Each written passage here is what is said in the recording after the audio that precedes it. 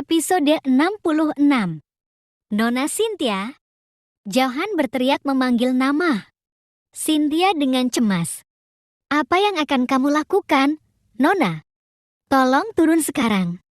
Ucap Rian berusaha membujuk. Kalian, untuk apa kalian datang ke kamarku? Apa karena perintah dari Kak Brian? Hah? Tanya Cynthia sambil tersenyum. Tidak, kami datang bukan karena perintah dari Tuan Muda. Tapi, kami datang atas keinginan kami sendiri, karena kami merasa cemas dengan keadaan Nona Cynthia. Kami ingin melihat bagaimana keadaan Nona Cynthia tadinya. Nona, tolong turun. Kita bicarakan baik-baik, kata Johan. Lagi dengan nada memohon penuh harap. Bukannya mendengarkan apa yang Johan katakan, Cynthia malah tersenyum ke arah Johan yang sedang memasang wajah cemas. Sudah kuduga kalau Kak Brian sama sekali tidak memikirkan bagaimana perasaanku sekarang. Jangankan perasaan, keadaanku saja dia tidak peduli, kata Cynthia dengan nada pilu. Sampaikan pada Kak Brian ucapan maaf dariku, aku tidak bisa bertahan di sini lagi. Nona jangan gegabah. Ayo turun dan bicara baik-baik, kata Johan berusaha membujuk. Hah? Bicara baik-baik? Dengan siapa? Dengan kamu? Atau dengan Kak Brian? Tidak, aku rasa tidak ada yang bisa dibicarakan lagi. Aku sudah hancur seperti ini, maka tidak ada alasan lagi untuk aku tetap bertahan. Sampaikan saja maafku pada Kak Brian. Semoga dia bahagia bersama pilihan hatinya. Nona Cynthia, saya yakin kalau Tuan Muda masih bisa diajak bicara baik-baik, karena dia punya hati yang lembut kok Nona. Nona tenang saja, saya akan bantu Nona bicara nantinya. Ucap Rian berusaha membujuk. Cynthia tertawa mendengarkan kata-kata yang Rian ucapkan barusan. Kamu hanya seorang kacung, mana kamu tahu bagaimana sifat keras kepala Kak Brian? Jangankan kamu yang bicara, papanya saja tidak mau ia dengarkan. Cih, percuma. Rian kesal, tapi tidak bisa berbuat apa-apa sekarang. Ia terpaksa menahan rasa kesal itu dengan menggenggam tangannya erat-erat. Ya sudah kalau gitu, mati saja kamu sana. Hidup juga bikin susah, ucap Rian dalam hati. Nona, saya mohon Nona turun, masih banyak yang bisa Nona lakukan untuk menebus kesalahan Nona dan mengembalikan kepercayaan Tuan Muda pada Nona. Juga, masih banyak orang yang sayang pada Nona. Nona tidak sendirian. Pikirkan bagaimana Mama Nona jika Nona tiba-tiba mengakhiri hidup Nona. Perkataan Johan tiba-tiba tertahan akibat kedatangan beberapa polisi dengan menodongkan senjata mereka masuk ke dalam kamar tersebut. Jangan bergerak. Angkat tangan kalian, kata polisi itu dengan nada tegas.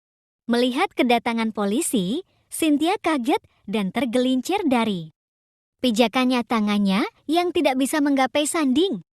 Jendela itu pun tidak bisa menahan tubuh untuk tidak jatuh ke bawah. Cynthia terjatuh dengan jeritan yang memilukan. Nona Cynthia, teriak Johan dan Rian serentak sambil berlari menuju jendela. Sayang, saat mereka melihat ke bawah, tubuh Cynthia sudah tergeletak di bawah sana dengan darah segar yang mengalir.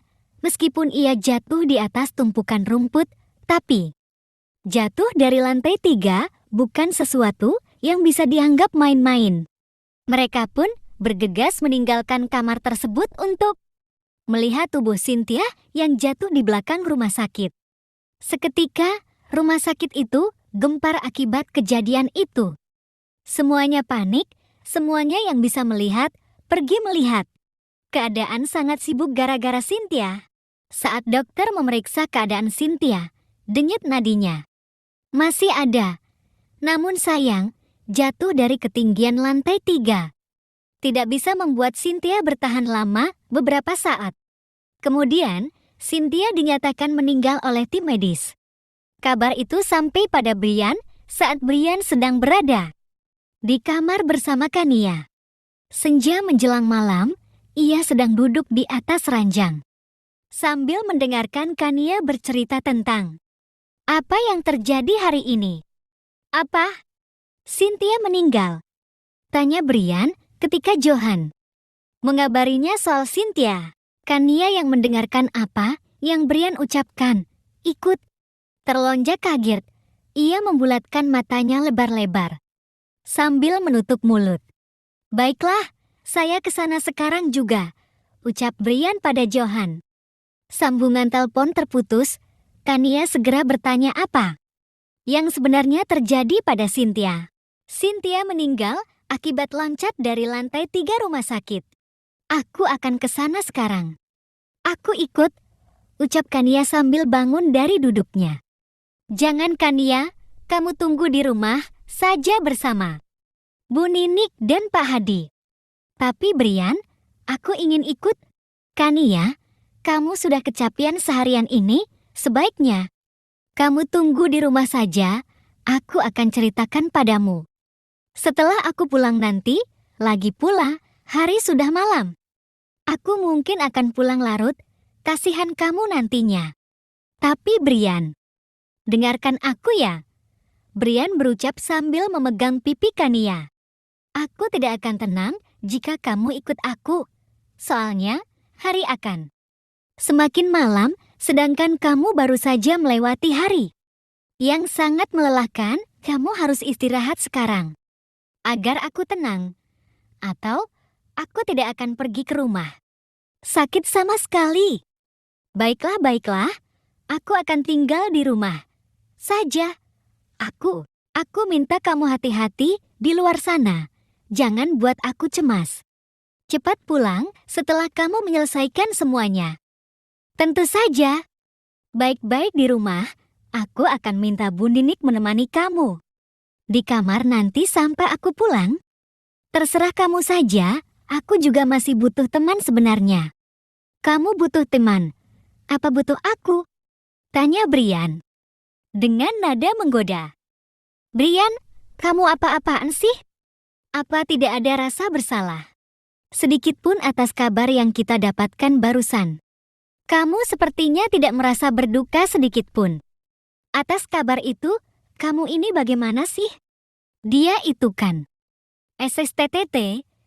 Jangan teruskan lagi, ucap Brian sambil menempelkan jari telunjuknya ke bibir Kania. Jika kamu tanya aku merasa bersalah atau tidak, jawabannya sudah pasti tidak. Karena aku merasa tidak punya salah pada dia. Tapi, jika kamu tanya aku sedih atau enggak, jujur, aku merasa sedih. Karena bagaimanapun, dia adalah adik sepupuku, walau cuma adik sepupu tiri. Tapi, jika aku ingat lagi bagaimana sikap dan perilakunya padamu, juga pada orang-orang yang aku sayangi, rasa sedih itu tiba-tiba hilang. Karena aku pikir mungkin dia pantas mendapatkan semua ini, karena ini adalah karma buat dia. Karena telah melukai orang-orang yang tidak punya salah padanya. Akibat keserakahan dan ambisi yang ada dalam hatinya, ia tiba-tiba menjadi sangat tega dan jahat. Mungkin inilah hukuman yang Tuhan berikan untuk dia, untuk orang jahat, kata Brian sambil menatap nanar lurus ke depan. Kania diam saja, ia tidak ingin menyela atau membantah apa yang Brian ucapkan, karena sesungguhnya ia tahu betul apa yang Brian rasakan sekarang, jauh di lubuk hati Brian yang paling dalam.